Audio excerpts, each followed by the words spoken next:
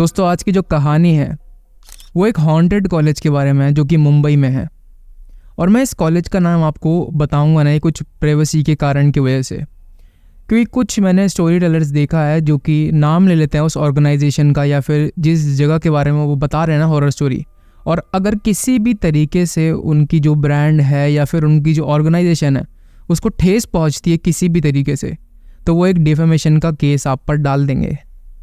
तो वो चाहे कितने का भी हो, 1 करोड़ 2 करोड़ 10 करोड़। तो इसीलिए ये रिस्क ना लेते हुए मैं आपको ना जो आज ये कॉलेज है इसके बारे में बताऊंगा, लेकिन इसका नाम आपको नहीं बताऊंगा। मैं आपको इसकी जगह एक रिप्लेस नाम बता दूंगा या फिर आपको कॉलेज के नाम से ही इस कॉलेज को मेंशन करूंगा। तो चलिए वीडियो को स्टार्ट करते हैं। ये जो कहानी है ये हमें एक सब्सक्राइबर ने भेजी है जिसका नाम राज था, और ये कहानी कुछ साल पहले की है जब इसके जो 2 दोस्त थे निशा और आदित्य, ये लोग इसके साथ एक कॉलेज ज्वाइन करते हैं मुंबई का, जो कि एक बहुत ही ज़्यादा प्रतिष्ठित कॉलेज था या फिर एक बहुत ही ज़्यादा बड़ा कॉलेज था। जैसे आपने भी सुने होंगे कुछ कॉलेज के नाम जो बहुत ज़्यादा फेमस होते हैं अपनी जगह के लिए, और ये लोग वहाँ पर एडमिशन ले लेते हैं पढ़ाई करने के लिए, अपनी फर्दर स्टडीज़ को आगे बढ़ाने के लिए ये लोग वहाँ पर एडमिशन ले लेते हैं। ये जो कॉलेज था ये बहुत पुराना था, लेकिन इसके साथ एक रहस्य जुड़ा हुआ था, एक मिस्ट्री जुड़ी हुई थी। और जब ये लोग पहली बार कॉलेज में जाते हैं तो कुछ बच्चे खड़े हुए थे जो कि बात कर रहे थे इस कॉलेज के कुछ चीज़ के बारे में। वो ये बात कर रहे थे कि इस कॉलेज में कुछ ना कुछ तो है, यानी कि इस कॉलेज में तीसरी शक्ति, आत्माएं, भूत प्रेत जैसी कुछ चीज़ है। और पहले इन तीनों ही दोस्तों को लगता है कि ये सब मजाक कर रहे हैं, जैसे कि न्यू कमर्स जो कॉलेज में होते हैं उनसे जो सीनियर्स होते हैं या फिर जो उनसे 1 साल आगे वाले स्टूडेंट्स होते हैं, वो लोग बहुत ज़्यादा इनको परेशान करने की कोशिश करते हैं या फिर इनके साथ मजाक करते हैं। तो इन्हें लगा कि ये सब सिर्फ मजाक चल रहा है, लेकिन धीरे धीरे इन लोगों को एहसास हो जाता है कि ये एक मजाक नहीं बल्कि एक खौफनाक सच है। अब इस कॉलेज की बात करें तो इस कॉलेज में एक सुषमा नाम की स्टूडेंट थी जो कि पढ़ाई में बहुत ही अच्छी थी, एकदम A1 ग्रेड स्टूडेंट थी। उसका जो सपना था वो ये था कि वो कुछ अपनी लाइफ में बड़ा करे, लेकिन जो उसके सपने थे इनको एक चीज़ चुनौती दे रही थी, एक चैलेंज दे रही थी, और वो थी इसकी आर्थिक स्थिति, यानी कि इसकी फाइनेंशियल कंडीशन। सुषमा ना एक गरीब परिवार से थी, लेकिन जो उसकी मेहनत और उसकी लगन थी वो हमेशा ही उसे आगे ले जाती थी। वो फर्स्ट क्लास से लेके अभी अपनी सीनियर सेकेंडरी स्टडीज़ यानी कि 12th ग्रेड तक एकदम अव्वल दर्जे के स्टूडेंट थी। उसके जो सारे मार्क्स थे वो 98 99 करके आते थे, और वो पढ़ाई में इतनी ज़्यादा अच्छी थी कि जो सारे टीचर्स थे ना कॉलेज के भी, स्कूल के तो करते ही थे उसकी तारीफ़, लेकिन जो कॉलेज के टीचर्स थे वो भी उसकी बहुत तारीफ़ करते थे कि फर्स्ट ईयर में इतना ब्राइट और अच्छा स्टूडेंट आना हमारे लिए एक किस्मत की बात है कि तुम इतना अच्छा पढ़ती हो, और हम इस चीज़ पर बहुत ज़्यादा प्राउड फील करते हैं कि तुम हमारे कॉलेज में हो। ये सब तो ठीक था, लेकिन जो प्रॉब्लम थी वो अब शुरू होती है जब 1 महीना हो जाता है और सुषमा की फीस जो कॉलेज की थी वो अभी तक नहीं भरी थी उसने, और जो कॉलेज का एडमिनिस्ट्रेशन था उसने उसे वार्निंग दे दी थी कि अगर तुम फीस नहीं भरोगे तो तुम्हें कॉलेज से निकाल दिया जाएगा। हालांकि सुषमा ने ना बहुत बार टाइम मांगा इनसे कि मुझे थोड़ा टाइम दे दो और मैं फीस भर दूंगी। उसे ये उम्मीद थी कि 2 दिन बाद कुछ ना कुछ करके उसके जो पेरेंट्स थे वो अरेंजमेंट कर लेंगे फीस का और इस कॉलेज की फीस भर देंगे। लेकिन जो कॉलेज का एडमिनिस्ट्रेशन था उसने उसकी कोई भी बात नहीं सुनी। जो कॉलेज का एडमिनिस्ट्रेशन था वो सिर्फ पैसे के पीछे था, और हालांकि जो स्टूडेंट है वो कितना भी अच्छा हो, कॉलेज को सिर्फ उसकी फीस से मतलब होता है, उसके पैसों से मतलब होता है। अगर वो पैसे नहीं भरता है तो वो इस कॉलेज में पढ़ने के लायक ही नहीं है। और जो ये सोच थी कॉलेज के एडमिनिस्ट्रेशन की, यही सोच उनके अधिकारियों की भी थी। और अब कॉलेज डिसाइड करता है कि वो इस मामले को अपने हाथों में लेगा और अपने तरीके से निपटाएगा। तो वो ना सुषमा को कॉलेज से बाहर करने के लिए 2 लोगों को अपॉइंट करता है, जो कि एक उस कॉलेज के गर्ल्स हॉस्टल की वार्डन थी और एक थी एक लाइब्रेरी की इंचार्ज जहाँ पर सुषमा ना पढ़ा करती थी, जहाँ पर वो अपने एग्जाम्स की तैयारी करती थी, जहाँ पर अपने कॉलेज का ज़्यादा से ज़्यादा दिन वहीं बिताती थी वो। और बच्चे इधर उधर ग्राउंड में खेलते थे, कोई कहीं कुछ कर रहा है, कोई कुछ रील्स बना रहा है, वीडियो वगैरह। आजकल कॉलेज में पढ़ाइयाँ ही कहाँ होती हैं। तो सुषमा थी वो ऐसी स्टूडेंट थी कि सारे दिन वो बस अपने पढ़ाई पर फोकस करती थी, अपने करियर पर, लेकिन उसकी जो फाइनेंशियल कंडीशन थी ना उसकी वजह से उसे बहुत ज़्यादा दिक्कत होने वाली है आगे। अब कॉलेज इन दोनों लोगों को अपॉइंट करता है, कॉलेज की वार्डन और कॉलेज की जो लाइब्रेरी की इंचार्ज थी। और जो ये दोनों ही टीचर्स थी इनका जो बिहेवियर था ना बाकी स्टूडेंट्स के लिए वो बहुत ही बेकार था, एकदम अग्रेसिव सा। कुछ आंटियाँ होती हैं ना 30-35 साल की, 40 साल की, जो कि अपने घर की सारी अपने हस्बैंड का गुस्सा कॉलेज के बच्चों पर निकालती हैं, उन्हीं आंटियों में से थी। और उनका बिहेवियर हमेशा ही सख्त रहता था कॉलेज के स्टूडेंट के लिए। सब लोग बोलते थे कि भैया ये तो चुड़ैले हैं, हालांकि जो चुड़ैल है वो कहानी में आगे आने वाली है। एक दिन की बात है जब सुषमा लाइब्रेरी में बैठी हुई थी, वो अपने एग्जाम्स की तैयारी कर रही थी, जो मेन एग्जाम्स होते हैं ना फर्स्ट ईयर के, वो उस एग्जाम्स की तैयारी कर रही थी। वो पूरी तरीके से पढ़ाई में डूबी हुई थी क्योंकि उसके लिए एग्जाम बहुत ही ज्यादा इंपॉर्टेंट थे, लेकिन उसे पता नहीं था कि आज उसका आखिरी दिन होगा। कॉलेज के हॉस्टल की वार्डन और वहाँ पे जो लाइब्रेरी इंचार्ज होती है वहाँ पर सुषमा से कहते हैं कि तुम चलो इस लाइब्रेरी से अब बाहर निकलो, कि हमें कॉलेज ने स्पेशली अपॉइंट किया है तुम्हें बाहर निकालने के लाइब्रेरी से, तुम्हारी फीस नहीं आ रही है, ये कॉलेज ऐसे थोड़ा ना चलता है। सुषमा ने उनसे पैर पकड़कर यहाँ तक बोला कि मुझे थोड़ा टाइम दे दो, 2 दिन का, और मैं फीस अरेंज कर दूंगी। हालांकि वैसे ही ये लोग खड़ूस थे, इनको भी लेकिन मन कर रहा था कि ऐसे ना करे, लेकिन कॉलेज ने इनको अपॉइंट किया था।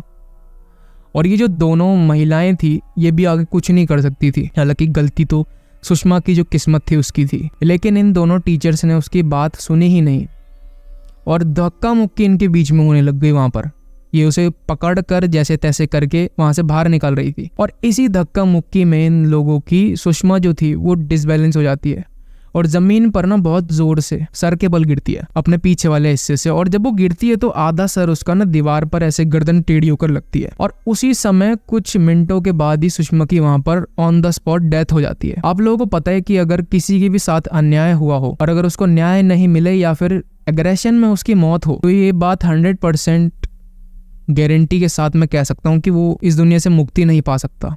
उसकी जो आत्मा है वो यहाँ पर भटकती रहेगी जब तक उसको न्याय न मिले या फिर जब तक उसका बदला पूरा ना हो। ऐसा ही सुषमा के साथ होने वाला था, लेकिन जो कॉलेज का एडमिनिस्ट्रेशन था उसने ये बात को वहीं पर दबा दिया।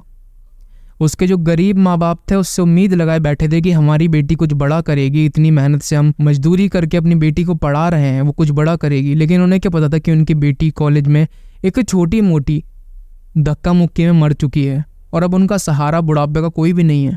वो एक सिंगल चाइल्ड थी उनकी और कॉलेज भी इतना महान था कि इस चीज को उन्होंने दबा दिया ताकि उनका नाम खराब ना हो। और इस एक्सीडेंट के बारे में उन्होंने किसी को भी इजाजत नहीं दी थी कि खुलकर वहां पर बात करे और इस चीज को एक एक्सीडेंट का नाम देकर जो इसकी फाइल थी वो क्लोज कर दी गई। कोई इंक्वायरी नहीं हुई। हालांकि गरीब लोग हैं, इनकी इंक्वायरी होगी भी कहाँ से?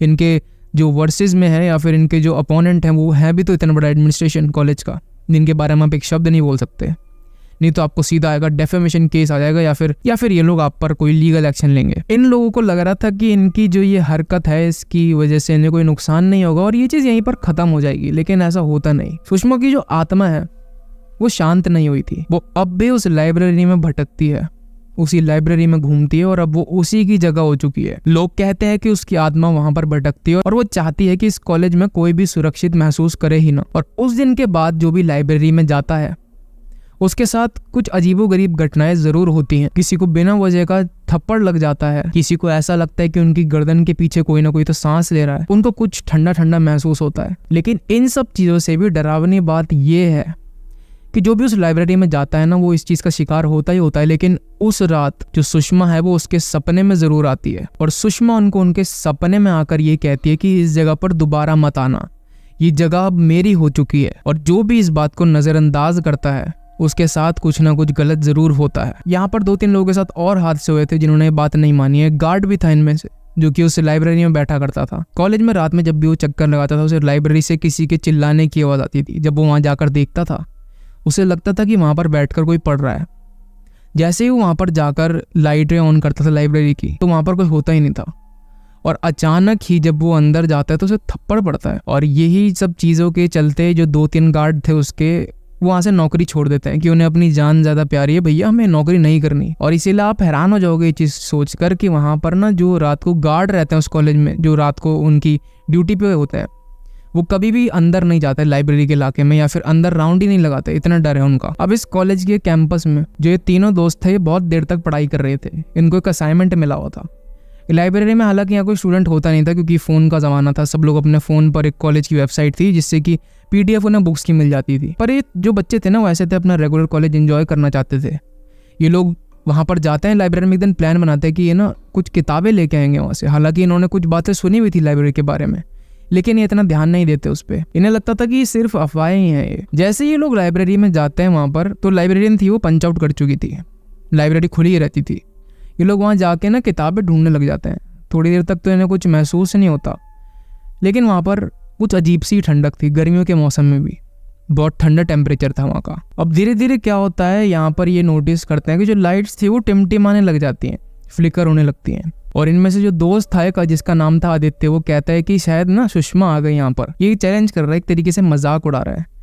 मजाक से याद है, मैं एक वीडियो अपनी पोस्ट करने वाला हूँ आगे, जो कि है पुष्प सिंह के भूत के बारे में, जिसमें एक छोटा सा मजाक करना 2 लड़कों को इतना भारी पड़ जाता है, 2 भी क्या 1 लड़के को, कि उसकी जान पर ही बनाती है, उसका मानसिक संतुलन खराब हो जाता है। वो स्टोरी मैं रीअपलोड करूँगा क्योंकि पुरानी वीडियो थी, उसमें कुछ गड़बड़ हो गई थी वीडियो क्वालिटी में। हाँ, ये वीडियो क्वालिटी थोड़ी अच्छी नहीं होगी आने वाली वीडियो की, बट ऑडियो क्वालिटी आपको A1 मिलेगी। अब जो लड़का मजाक करता है ना, ये इसको बहुत जल्दी भारी पड़ने वाला था। अब जैसे ये लोग अपनी किताबें लेते जा रहे थे, इनको थोड़ी जल्दी हो रही थी, थोड़ा अजीब लग रहा था। एकदम से ना आदित्य थोड़ी देर बाद चिल्लाता है, यार किसी ने तो मुझे थप्पड़ मारा है। और ये जो दोनों दोस्त थे इसके हंस के इसकी बात को टाल देते हैं कि ये तो मजाक के लड़का है, इसके साथ क्या ही हुआ होगा। लेकिन हाँ, इसे सच में थप्पड़ पड़ा था। और थोड़ी देर बाद जो निशा थी इसकी दोस्त, वो भी ना सुन्न खड़ी हुई थी, क्योंकि जो उसका गाल था ना, उस पर थप्पड़ तो नहीं पड़ा था, पर यहाँ पे कुछ खरोंचे लगी हुई थी। उसको उससे भी ज्यादा जोरदार थप्पड़ पड़ा था शायद।